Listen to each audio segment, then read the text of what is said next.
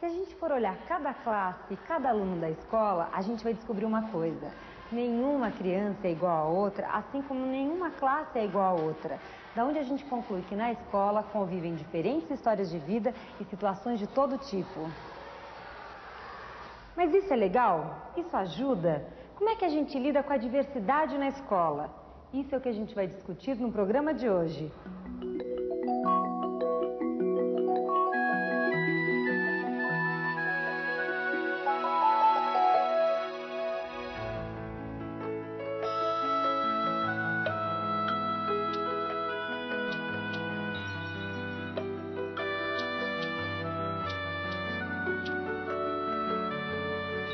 Qual o seu nome?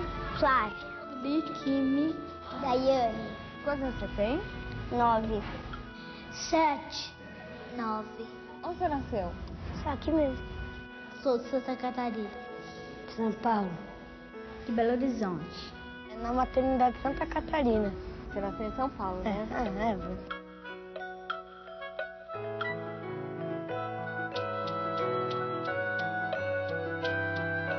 De onde vêm essas crianças? Que histórias de vida elas trazem para a escola? E o que elas já sabem antes de chegar aqui? O Brasil é um país pluricultural. Isso quer dizer de muitas culturas. Cada um no Brasil convive com pessoas de diferentes etnias, diferentes religiões, diferentes hábitos e costumes. E na escola isso também acontece. Existem escolas no Brasil que têm crianças de várias partes do país e até de várias partes do mundo. Isso é de muita riqueza para a escola. Cada uma dessas crianças traz uma bagagem de conhecimentos vindas da sua própria cultura, dos seus costumes e até do gosto pessoal, que faz com que cada criança possa estar ensinando muitas coisas para as outras e possa estar aprendendo com elas também. Se de um lado o trabalho com a diversidade traz toda essa riqueza para a escola, de outro lado ela traz também a dificuldade de se conviver com a diferença. E essa dificuldade muitas vezes gera até atitudes preconceituosas.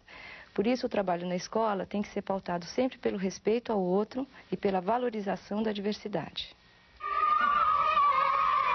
Na escola a gente encontra crianças de todo jeito. O importante é entender que a gente pode aprender muita coisa com elas. Mas como será que os professores encaram a diferença na escola? Como é que eles convivem com ela no dia a dia da escola?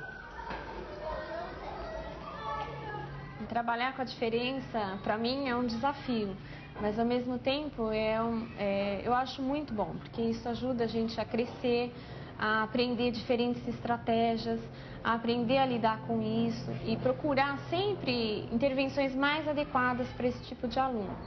Dentro da sala, assim, em alguns momentos é complicado, porque a gente tem crianças que são mais lentas, que demoram um tempo maior para fazer alguma atividade. Então a gente procura lidar com isso, ou separando um pouco as crianças, às vezes tirando da sala, trabalhando em separado com o auxiliar, ou mesmo dentro da sala a gente procurando respeitar o ritmo da criança.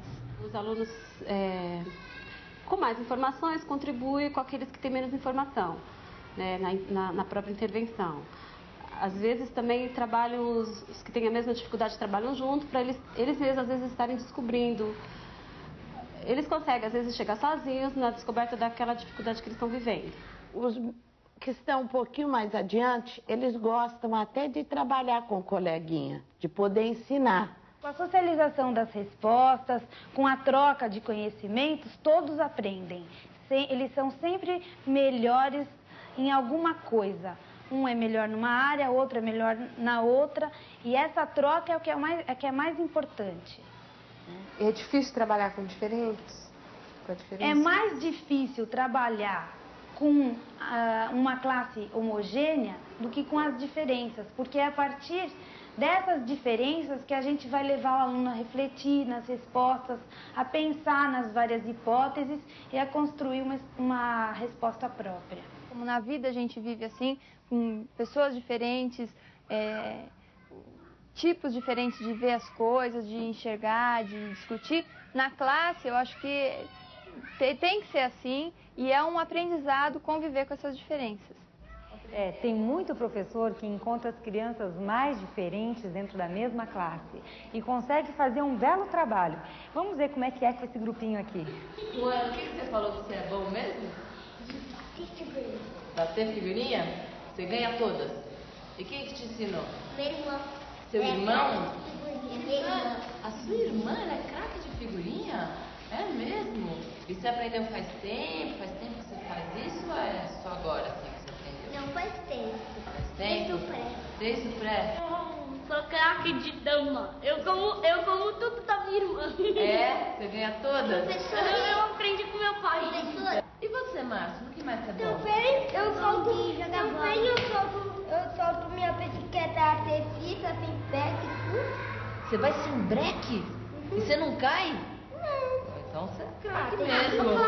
Mas quem que é bom de bola que o Márcio já falou que ele é bom de bola? Eu. E as meninas são boas de quê? De Eu sou de basquete. Eu sou de vôlei. De vôlei? E de pular corda, quem é bom? Eu. E vocês aprenderam onde? Aqui na escola ou fora da escola? Fora da escola. Fala sobre a sua sociedade de samba. Sociedade de Ela samba? estuda numa escola de samba. É mesmo, Bruna? Conta um pouco. Eu tô entrando. Deixa a Bruna falar agora. O pessoal se chama assim. Até a Bonitinha vai. Então conta. Né? Se chama Águia de Ouro. Né? Eu vou lá quase todo dia pra ensaiar. Aí eu vou lá, vou até lá dentro, eles pegam, me ajudam, aí eu vou lá e ensaio. Aí eu saio 1 hora. Você ensaia todo dia na escola de samba? Claro. O que você gosta de fazer fora da escola que você acha que você é boa? Eu acho andar de patins, nadar, deixa eu ver, andar de bicicleta, essas coisas. Dançar. Ah, você é boa de dançar? E você aprendeu a dançar onde? Eu tenho a minha melhor amiga, todo dia ela me ensina. Meu pai que me ensinou a andar de bicicleta, né? E também, de vez em quando, eu ando de patins. Eu gosto de ler jornal bastante. Ler jornal? Ler jornal. Ler revistas. Eu gosto de dançar. Eu adoro dançar. A gente dança até aqui na escola, na minha casa, na casa das minhas amigas, em vários lugares. Eu adoro dançar. É super legal. Aí eu aprendi assim, olhando na TV. Os meus amigos me ajudaram, eu olhava eles dançar, eu não sabia, eu acabei aprendendo. Aí a coisa que eu mais gosto de fazer fora da escola é dançar. Cada criança tem um gosto, um interesse, uma habilidade, uma personalidade. Por isso, cada criança tem contribuições diferentes para dar à classe. E se o professor estiver atento, a diferença de cada um pode trabalhar a favor de todos.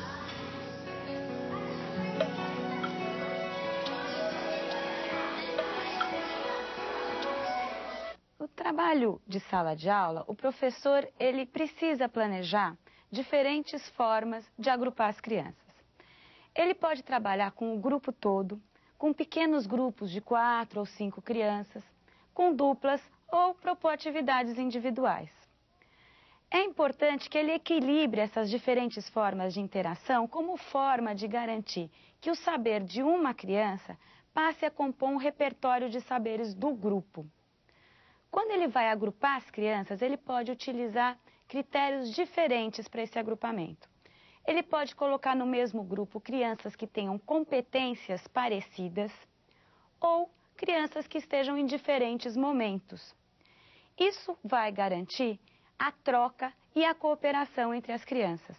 Mesmo aquelas crianças que já sabem mais em alguma atividade, elas vão estar se beneficiando porque colaborar com um colega é uma excelente forma de sistematizar conhecimentos. Muitas vezes, crianças que se dão muito bem, que são muito amigas, quando vão trabalhar juntas, não têm uma produção tão boa. Outras crianças que não são tão próximas, que não têm essa relação de amizade tão consolidada, têm uma ótima produção quando se propõe um trabalho em dupla. É importante que o professor esteja a todo momento avaliando a dinâmica dos grupos, a dinâmica da classe, reorganizando para que ele garanta a participação de todos. O professor que dá aula nas séries iniciais, ele sabe que o contato entre meninos e meninas é uma coisa difícil, já que, por características da faixa etária, as crianças elas têm necessidade em se fechar em grupos de integrantes do mesmo sexo. Isso é uma necessidade que o professor deve respeitar.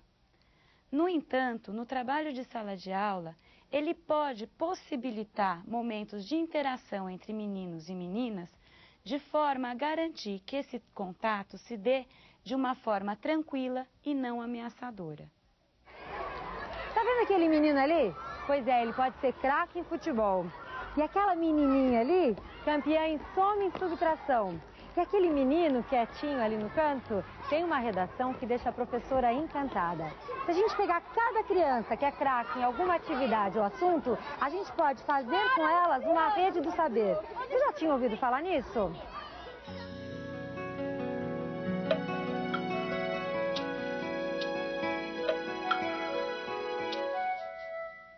Eu mesma tive uma experiência que foi muito feliz, em que as crianças ministravam aulas uns aos outros num horário semanal que eu estipulei. Nós levantávamos as habilidades de cada criança, porque era praxe que todos dariam aulas, e a classe também opinava sobre o que gostaria de aprender. As crianças, então, a partir do seu tema de aula, tinham um tempo para planejar e levantar os materiais que necessitariam para dar a sua aula. Com isso, as crianças conseguiram ter uma relação de maior cooperação e eu, como professora, conseguia um intercâmbio maior entre elas. Outro benefício é que a criança passou a compreender melhor meu papel, além da minha ação individual com eles, mas também com a diversidade da classe. Outra experiência interessante e que valoriza a diferença é misturar as crianças de diferentes classes. Por exemplo, você pode pegar uma turma dessa classe para dar um seminário nessa outra classe. Ou então pegar crianças mais velhas para dar uma aula para as mais novas. Enfim, de várias formas você pode estar exercitando a diferença na sua escola. E assim o aprendizado de todo mundo vai ser bem melhor, incluindo os professores.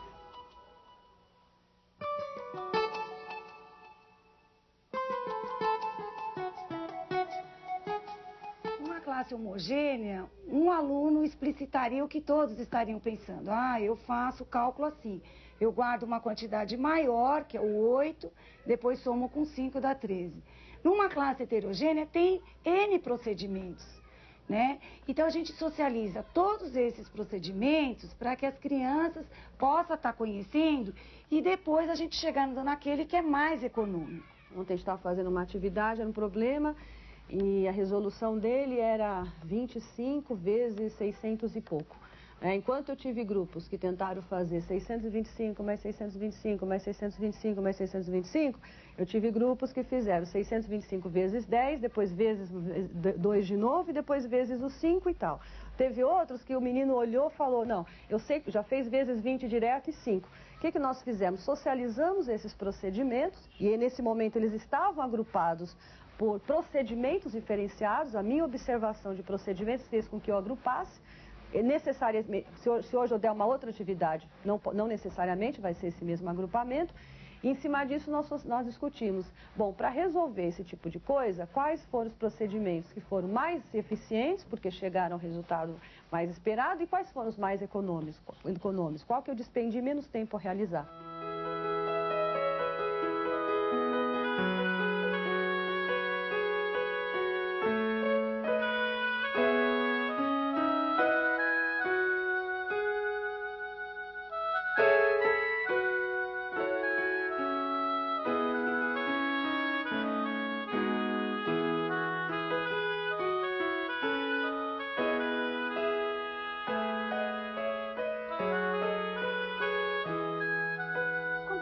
Aprende a conviver com a diferença, ele abre uma nova janela para o aprendizado, dele mesmo e das crianças.